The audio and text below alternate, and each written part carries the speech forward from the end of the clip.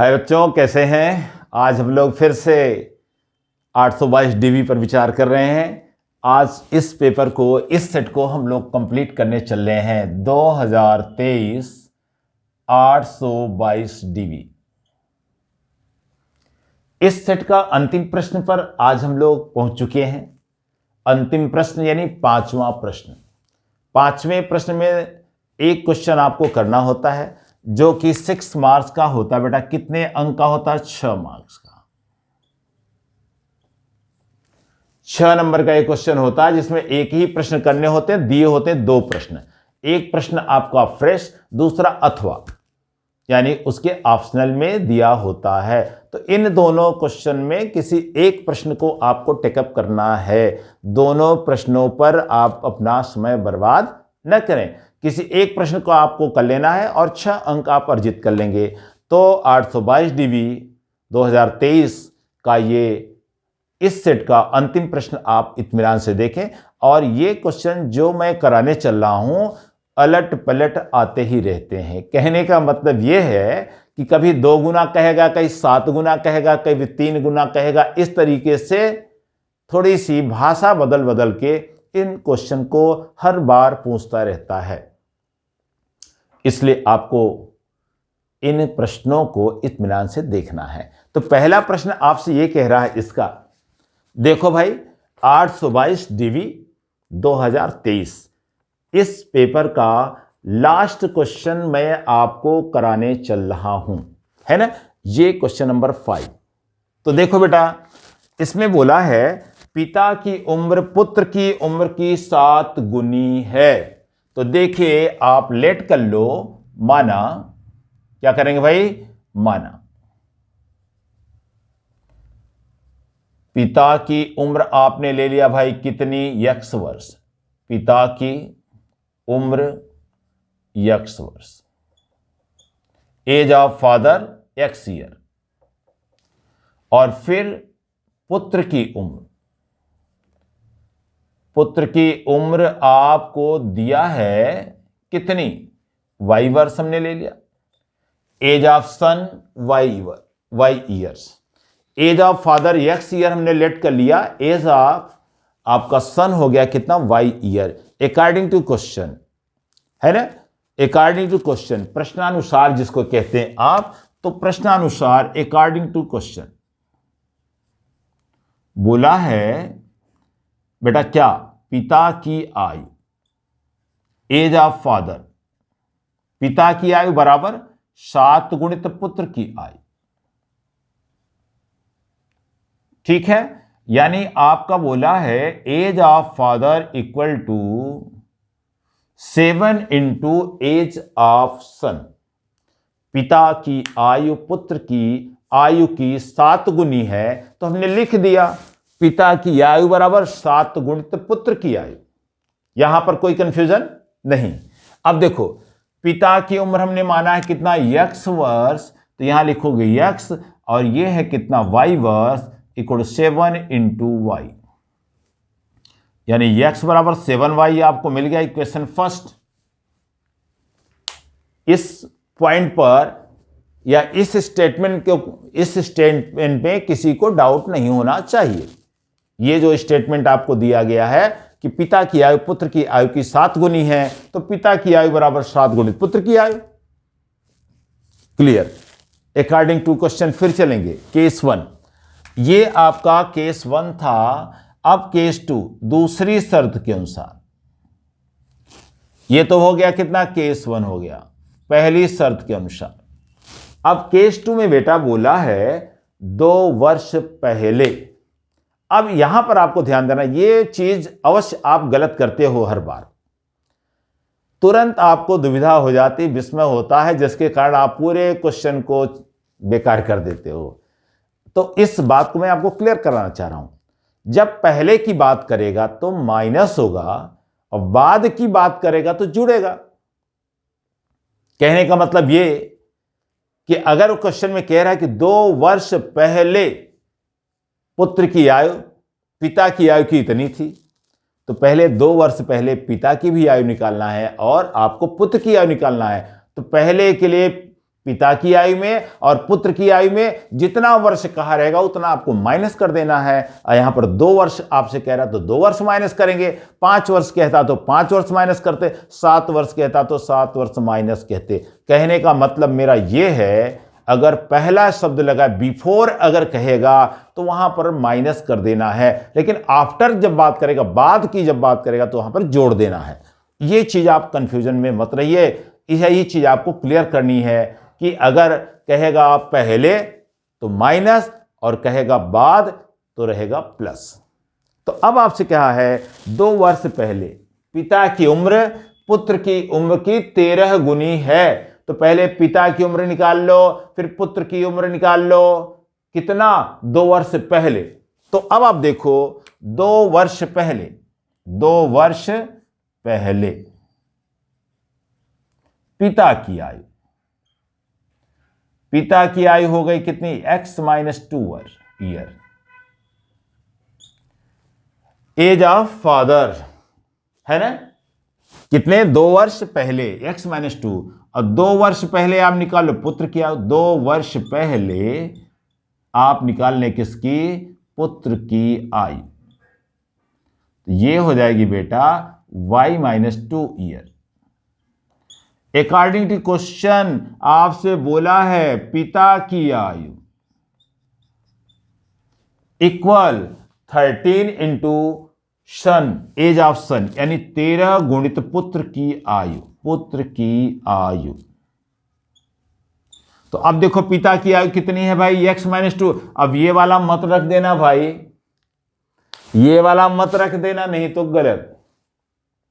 अब हम दूसरी शर्त के अनुसार केस 2 के अकॉर्डिंग चलेंगे। केस 2 के अकॉर्डिंग पिता की आयु ये हो चुकी है और पुत्र की आयु ये हो चुकी है, इसलिए ये दोनों पॉइंट यहां पर रखा जाएगा। ठीक है, तो अब आप देखो ये हो जाएगा x-2 equal to 13 y-2। Multiply कर दो भाई, x-2 इक्वल टू 13 का मल्टीप्लाई 13y, 13 टू जा 26, x-2 इक्वल टू 13y-26। अब नंबर्स को नंबर्स की ओर, संख्या को संख्या की ओर करेंगे, वेरिएबल को वेरिएबल की ओर कर लेंगे। तो आप देखो ये हो जाएगा x, बेटा 13y इधर कर लो तो माइनस में हो गया, इक्वल -26, -2 इधर जाएगा तो किस में आएगा, प्लस में हो जाएगा, तो यहां +2 लगा दो, क्योंकि रिप्लेस करने पर उसकी साइन जो है, प्रत्येक की साइन आपकी चेंज होती है, जो रिप्लेस होगा वो, जो स्थिर रहेगा उसकी नहीं, ये भी आपको दिक्कत होती है।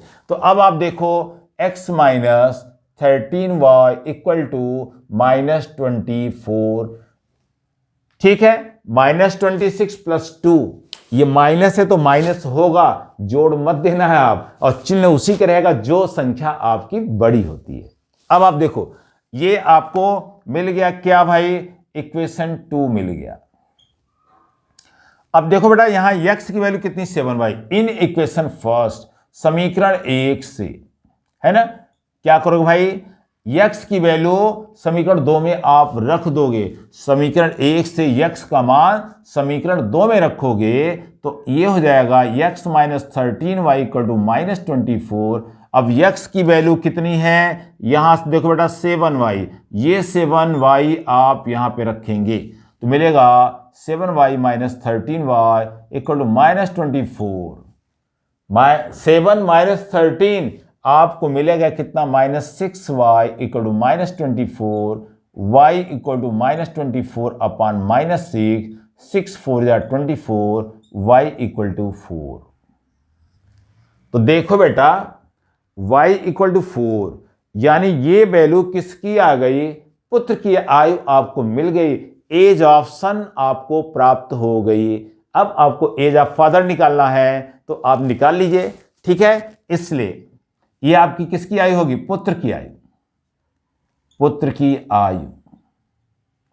अब आपको निकालने क्या, पिता की आयु, एज ऑफ फादर कितना है भाई, कितना है भाई, बोलो, x इक्वल टू 7y, कितनी है, x इक्वल टू 7y, तो कितना, x equal to 7 × 4, x equal कितना हो गया 28 ईयर, यानी पिता की आयु आ गई 28 वर्ष और पुत्र की आयु हो गई कितनी 4 वर्ष। ये y की वैल्यू हमने इक्वेशन फर्स्ट में पुटअप कर दिया भाई, किसमें कर दिया, इन इक्वेशन फर्स्ट।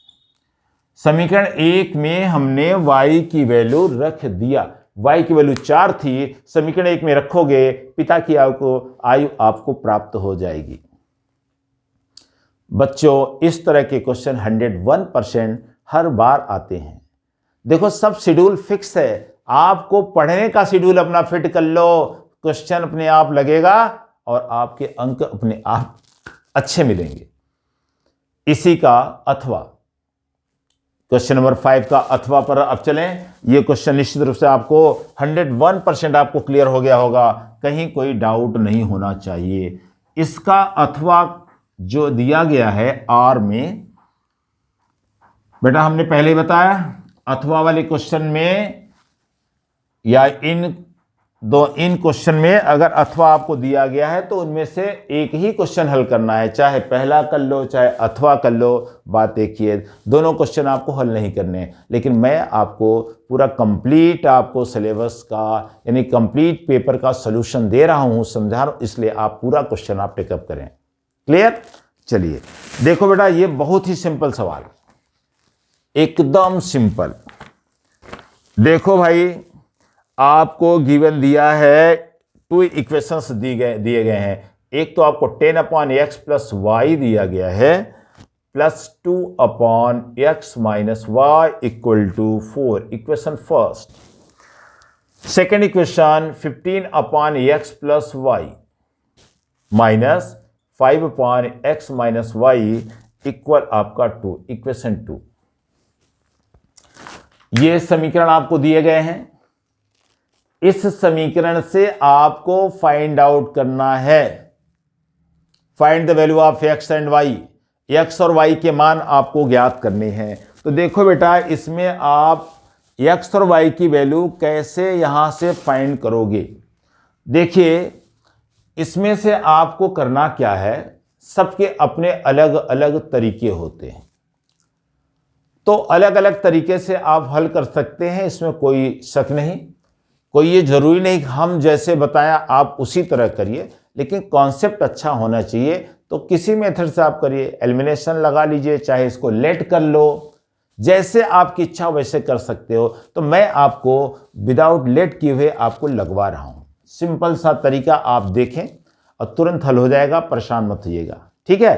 हाँ, लेकिन हमने आपसे पहले ही कहा भाई ये कोई जरूरी नहीं कि हमारा ही मेथड आप लगाओ, यहाँ और जगह तो मैं अप्लाई कर सकता हूं कि हमारे ही तरीके करो, लेकिन यहां जो समीकरण के क्वेश्चन है यहां कोई जरूरी नहीं कि आप हमारे ही तरह करें, जैसे आपकी इच्छा वैसे कर, लेकिन एक तरीका मैं आपको पेश कर रहा हूं, उसको आप देखें, ठीक है।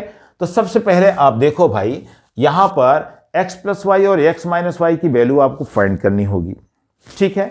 x प्लस वाई और x माइनस वाई की जब वैल्यू आपको मिल जाएगी तो आपको कोई समस्या नहीं होगी। तो आप देखो भाई, ये इक्वेशन फर्स्ट और इक्वेशन से यहां पॉजिटिव दिया है, नेगेटिव दिया है, तो इसमें आप 5 का मल्टीप्लाई कर दो, यहां पे आप 2 का मल्टीप्लाई कर दो, ठीक है।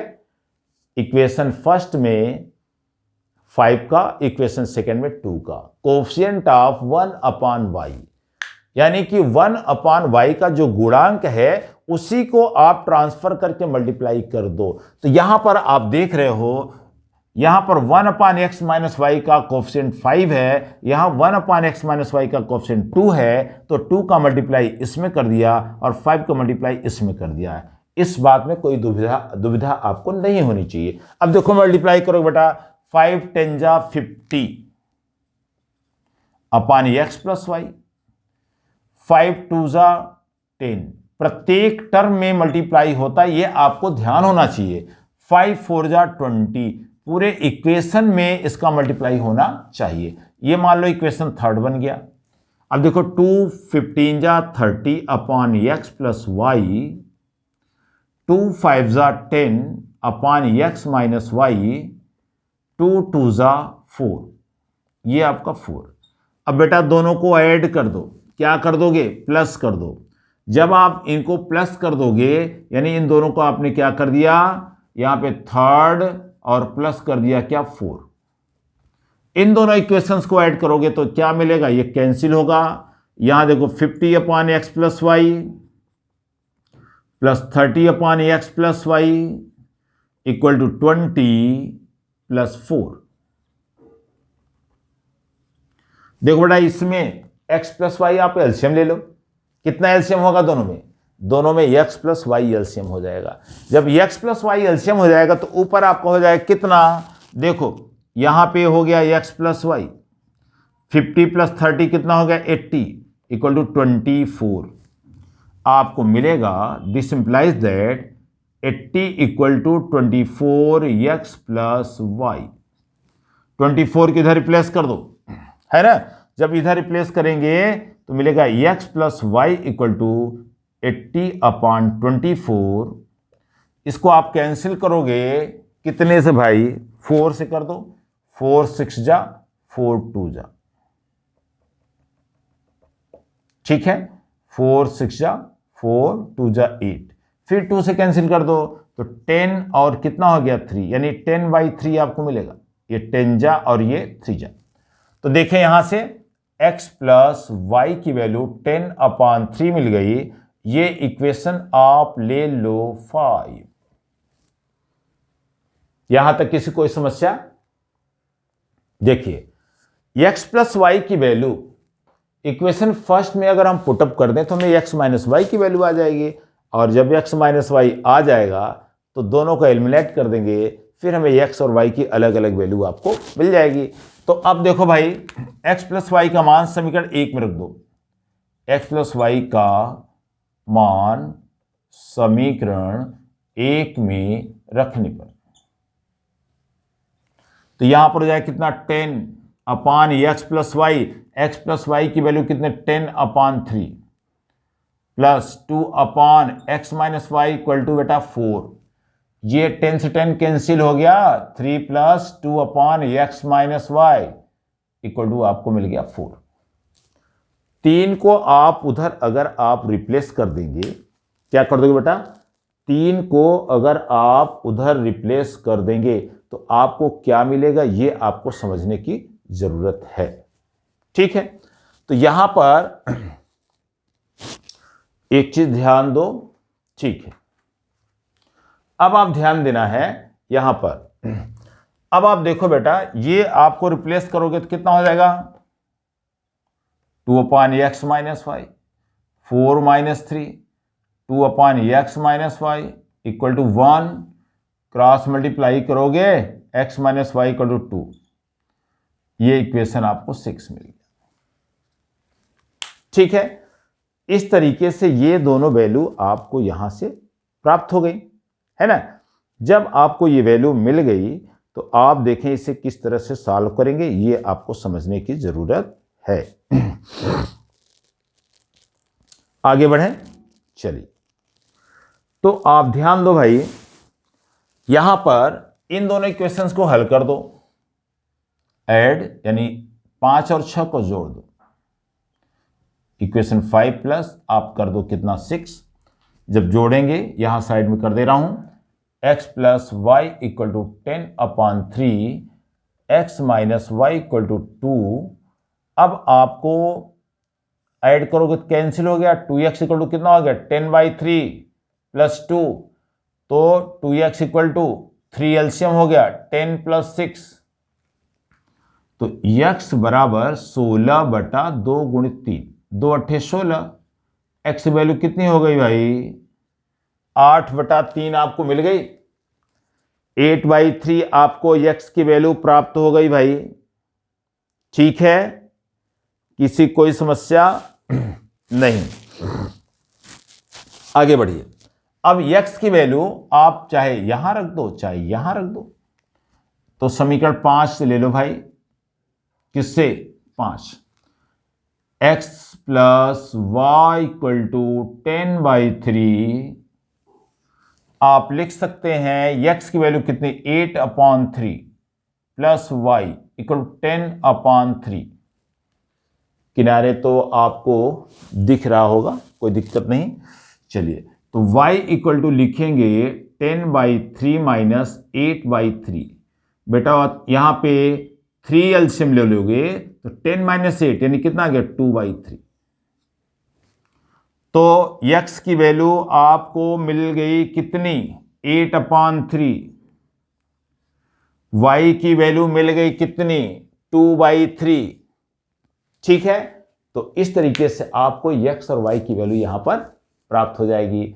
तो मेरे ख्याल से कोई आपको समस्या नहीं होनी चाहिए इस तरह के क्वेश्चन में। और अगर आपको बाई चांस कहीं कंफ्यूजन है तो आप इसका आंसर यहां पे चेक कर सकते हैं। कैसे कर सकते हैं वो भी मैं आपको बता दे रहा हूं। इस x और y दोनों की वैल्यू अगर आप इस इक्वेशन में रखें अथवा इस इक्वेशन में रखें और सॉल्व करने के पश्चात 4 मिल जाता है तो आपका सोल्यूशन करेक्ट है। मैं आपको दिखा दे रहा हूं। ठीक है, यहां तक कंप्लीट है, कोई दिक्कत नहीं होनी चाहिए। अब देखो चेक करने का तरीका इसका मैं बता दे रहा हूं भाई। इधर का हटा दे रहा हूं, इक्वेशन फर्स्ट में ही रखवा दे रहा हूं भाई। ठीक है, चलिए तो इक्वेशन फर्स्ट में आप एक्स वाई की वैल्यू रख दो भाई।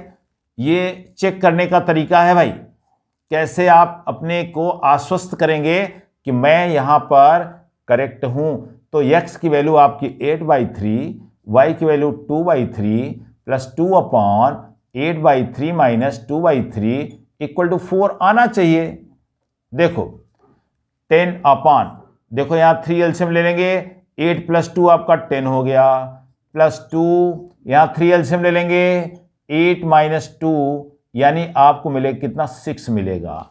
अब जरा सा ध्यान दीजिए, 10 से 10 कैंसिल होगा, 3 ऊपर चला जाएगा आपका तो हो जाएगा 3।